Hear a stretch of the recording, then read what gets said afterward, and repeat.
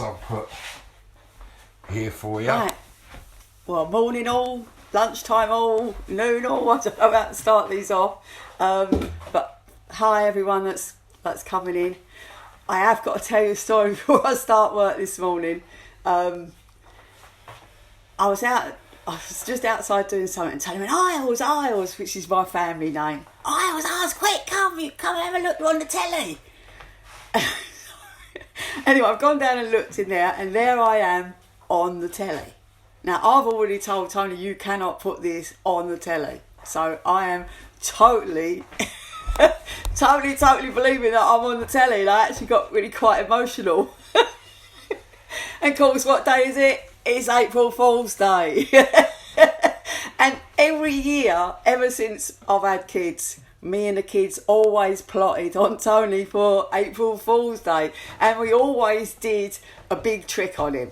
And since we've lived on our own, and obviously the kids left home, I've still kept up that family tradition. And worse than that, when I first met Tony, he used to tell me these wonderful stories, and I used to think, oh, they'd be so engrossed in them. And then he'd go, no, not really. So over the years, I taught myself to not take no notice of his stories. So he really got me this morning, especially because I was quite emotional. And then that was quite the surprise. Oh God, I must want to be famous, really. So a morning of revelations. Anyway, I hope that you're all that. I hope that everything's fine for you all at home. I've decided that I am just going to say what comes to me. I can't try and practice this. I can't even think about what I'm going to say. I'm just going to let what comes go. So we're going to just start. We're going to put a bubble of white light of protection around ourselves. I ask for this bubble of white light of protection to be put around myself, and I ask for this bubble of white light to be put around the group as a whole, as a collective. Now, when I did my, not so live yesterday, I said, thought without action, or action without thought means nothing, and I got it the wrong way round. It should have been thought without action is what I meant, and that sort of brought me on to what I'm going to do today. Right, we're going to be locked down for a lot longer than what we think. You know, they're drip feeding us all this, how long we're going to be indoors. So I want you to think, what do you want to happen at the end of this? Everyone keeps saying on telly, nothing's ever going to be the same. Everything's going to change. You're not going to have the same life that you want out there. Immediately they say that, it feeds our fear. Everyone goes, oh, I'm not going to have the same life. I'm not going to do this. And things are not going to be the same. Well, nothing's meant to be the same forever. That's what the Buddha says. Change is to be welcomed. But the difference this time is that I'm reading something Sam, stop putting gear up that I read while I'm working. I've got what I'm going to say now. Totally and utterly, it's gone out of my head. We just said it. I know, but I can't think what I was even talking about. Right, create the world that you want to find out there. That is what this whole thing is about. We haven't come back out to their world where we only count about money, but we don't care about people, and we only care about possessions and who's got what, and I've got this better than you. It's our time now, when we come through this, to make a better world out there. And we make a better world out there just by loving each other. It's just as simple as that. Everyone's looking for all these complicated answers to the world's problems, but it's just simply about loving each other. It's nothing to do with anything else. Love is the only thing that's real out there. Oh God, I'm saying all sorts of stuff this morning. And my other little thing that I've come from yesterday's observations, if you want to call them that, is how we hold on to stuff. It's part of like the meditations that we were doing yesterday. How we hold on to things. Now, you are going to find out all about my life. You're going to hear all my warts, all the things that I've gone through, but it just seems to be the way of it. But it's just how I can relate to telling you stuff. My brother hated my dad with a vengeance. Right throughout his life. Right to the end of his life. If you said anything about my dad, this roar would come out from his mouth. But I always used to say to him, "Look, that's so bad for your body, that's so bad for your psyche to have that hate in it." And it was proper hate. It was like a really weird thing, because he was a lovely, gentle, kind guy. But he never got over that with my dad. And that's what I want to talk about with us lot today. It's about releasing those fears. I know people have had awful things that's happened to them. And I know people that have had not so bad things happening to them. But we all still hold on to these things forever. But I know it's a really weird thing, because like, I'm asking you not to forget it, not to accept it, not to condone it, but to let it go. You can't hold on to negative feelings all your life, because all you actually do is make yourself ill. And I think that's half of our problems out there. It's like we don't confide in people because we're scared of everyone seeing who we are. We hide them things. Oh, I don't want them to know that this happened to me, so I'll pretend that all my life is smiles and sweetness, and it's not. And loads of people, I know this is very personal, loads of people have been abused out there, right? And this, I think, of all the things that I talk about, this is the hardest one to get across, because like I said, I'm not asking you to condone it, but I am asking you to forgive with it. Now, I know that's a very difficult thing, but also it's very difficult for you to understand that it wasn't actually anything personal to you. It's just one of them things that happens to people, right? But I can't explain it as properly as what I mean to this morning. When horrible things happening to you in your life, they happen to you obviously for a learning lesson, right? But out of that learning lesson comes growth. And it's weird, the hardest lessons that you have, the more growth there is within those lessons. So if you've had hardness in your life and bitterness that you still hold on to, the only one that's affecting is you. Because if you think about it, no one even knows what you're thinking about. Only you. Excuse me. So I want you to really concentrate, like really go right inside and think about what you're telling your own body, telling your own psyche, telling your own mind. Right? You are in control of your body, not the other way round. So I'm going to ask you to do the difficult lessons. Go in there in your most difficult lessons that you've had in life and learn to let them go. And the weirdest thing, look, this is another weird thing that happens. Like, I did something in my life 20 years ago and it was a major mistake in my life. I have a terrible disregard for those in authority. Not a terrible disregard for them, but I will talk to them like I'm talking to you. But if you talk to me horrible, you're going to get horrible back. Unfortunately, it's one of my weaknesses. So I did this thing with someone who did have power to change my life and have input in my life.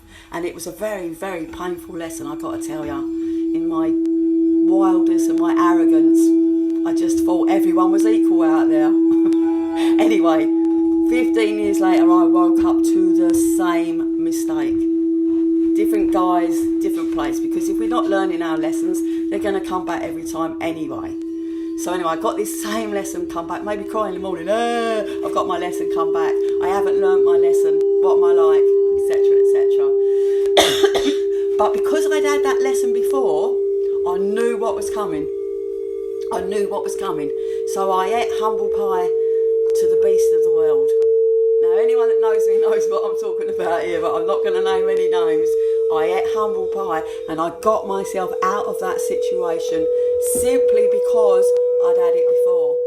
If I hadn't have had it before, I would have walked into that blindfolded. And it would have been 50 times worse next time around, I've got to tell you. So, sometimes we just have to accept things as they are. But at the end of it, we're going to create a fantastic world out there. When this is over, all those that are in power, that have put money... Stop about my cough, Penny. It's because I never bought any water here this morning. Every time I talk, it makes my train of thought go, so I should stop talking like that. And I should shut up now before you all die of boredom. And let's go into today's meditation. So today's meditation, again, we're going to walk up our wooded field, up through the wooded forest. And this time, we're actually going to come to a clearing that's like a beach area. So literally, you're going to come into the sun. Nice and warm, nice and relaxed. You're just going to find a little spot to lay down. I've actually changed this totally to a seaside scene now, so even though we've used the forest to get there, we're actually by the sea. So we can hear this beautiful, gentle lapping of the waves. This always brings me back to India when I talk about the sea, because it was my favourite thing at night to lay down on the beds on the beach at night and just listen to the sea there. So this meditation is about self-forgiveness. It's about not being so hard to ourselves. It's about letting what we've got inside go. So just for today, the healing's about each other. It's about us. And don't forget, I get as much from this as what you do. So again, hands on the heart, lay down now, and just think about your life. Think about releasing these things in your life. And just thinking about all the gifts of life that we've got out here. And we've got millions of gifts out here. Nice and quiet now. Shut your eyes. Go off on a tangent, wherever you want to be.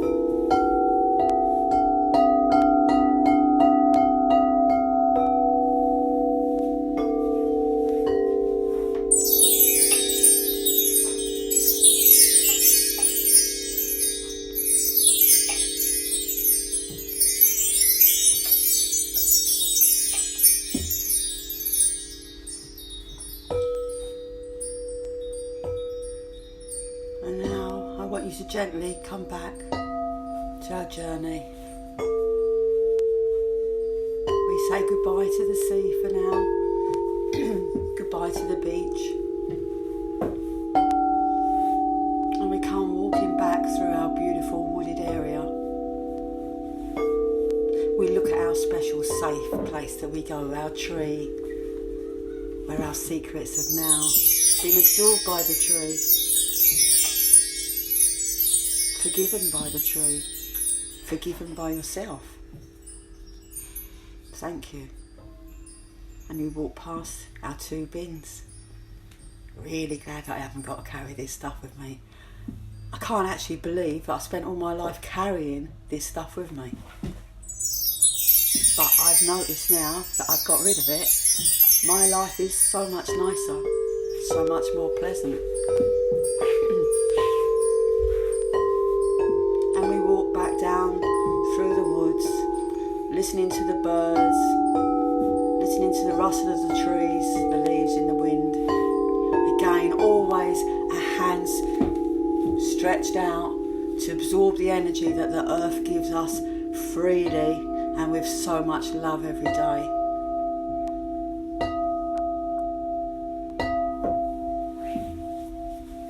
So now that you'll come back into your chair,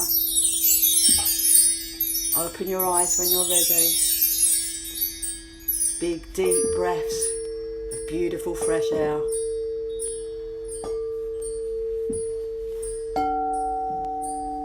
I want you to shut your energy centres down now. We know how to do it, just in your mind.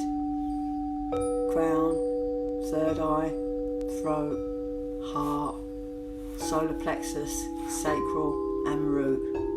And now we're back to the living world. And today, from a fantastic suggestion from my beautiful friend Carol Smith, to pull a card for today. So that's exactly what I'm going to do. You know, most people that know me know that I like to read the cards, and I've used these fabulous Whispers cards. I can't remember what they're called now, but I've shuffled them while you were meditating, and the card today that I've pulled out, I don't know if you can read that, it's a card of hope and happiness. Don't be frightened out there, people. The world is not coming to an end just because this has happened, right? We're going to get into a better world when we come through this, and we will all be together when we come through this. Hope and happiness is what each and every one of us is entitled to have in their life. It's the hope, but again, it's that words without action. It's no use us just hoping for a better world out there. It's down to us to make that better world. It's down to each and every single one of us, individually and collectively, to make this world a better world to come out to in the end. Don't give up hope. Don't go into the negative. We're supposed to be here to take our light out into the world. All right, I know that we can't go out. It's like a mental thing.